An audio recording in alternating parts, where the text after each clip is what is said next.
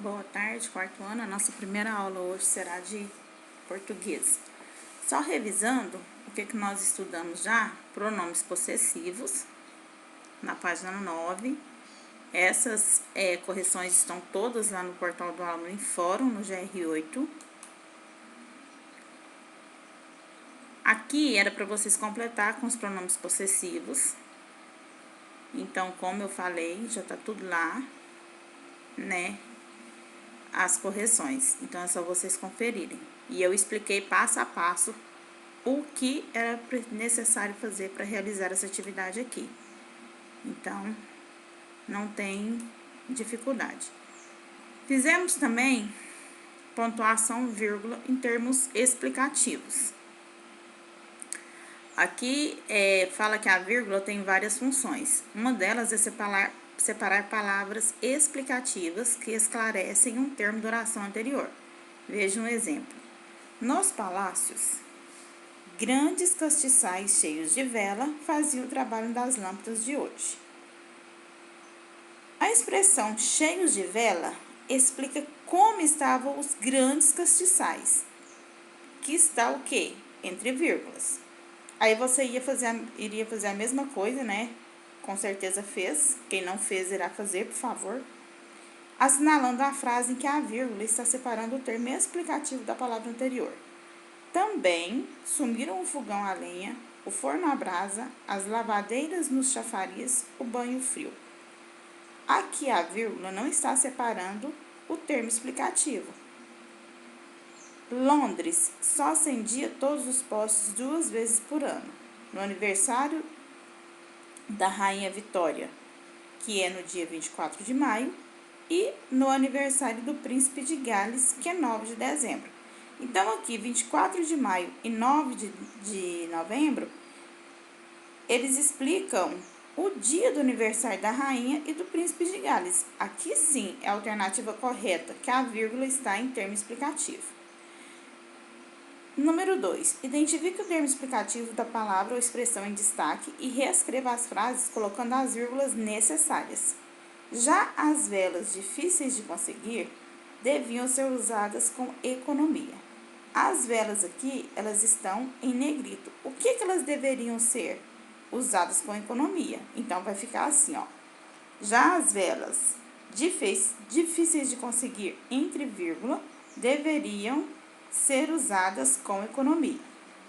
Carlos, meu amigo de sala, é o garoto mais criativo da turma. Carlos, vírgula, meu amigo de sala, vírgula, porque amigo de sala é o termo explicativo, é o garoto mais criativo da turma. A mesma coisa na letra C. As crianças tão espertas na criação de histórias não sabem o que fazem com brinquedos de sucata. Crianças está em negrito, então preciso colocar entre vírgulas o termo explicativo do que elas não sabem. Então, vai ficar assim, as crianças, vírgulas, tão espertas na criação de histórias, vírgula, que é o termo explicativo, não sabem o que fazem com brinquedos de sucata. Número 3. Reescreva as frases acrescentando as informações dos quadros. Leonardo da Vinci projetou objetos como os teares. Aí aqui tá falando que o Leonardo da Vinci é um dos maiores gênios da humanidade. Então, aqui, um dos maiores gênios da humanidade será o termo explicativo. Como que deverá ficar? Leonardo da Vinci, vírgula, um dos maiores gênios da humanidade, vírgula, por que ele está entre vírgula? Porque é o termo explicativo. Projetou objetos como os teares. O escritor Isaac Asimov foi um dos primeiros a imaginar a criação de máquinas inteligentes. Aqui fala autor de Eu, vírgula, robô. Quem foi o autor de Eu, robô? O escritor Isaac Asimov. Então, o que vai ficar com entre vírgula? Autor de Eu, robô. Aí você vai reescrever. O escritor Isaac Asimov, vírgula. Autor de Eu, robô, vírgula.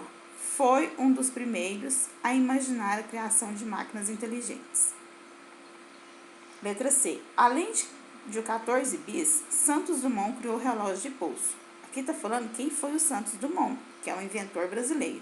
Então, eu vou reescrever minha frase colocando esse termo explicativo aqui no lugar correto, usando o quê? As vírgulas, que ele vai ficar entre vírgulas. Além de construir 14 bis, vírgula, Santos Dumont, inventor brasileiro. Santos Dumont, vírgula, inventor brasileiro, vírgula, criou o relógio de pulso. Então, vamos repetir. Além de construir o 14 bis, vírgula, Santos Dumont, vírgula, inventor brasileiro, vírgula, novamente, porque o inventor brasileiro tem que ficar entre vírgula, que é o termo explicativo, ele criou o relógio de pulso. Letra D. O alemão Gutenberg inventou a prensa de metal com tipos móveis.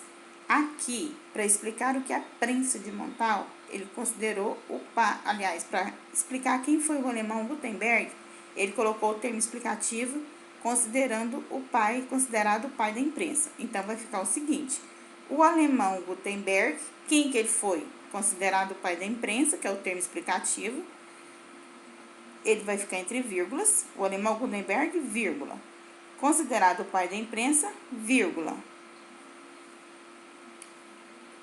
inventou a prensa de metal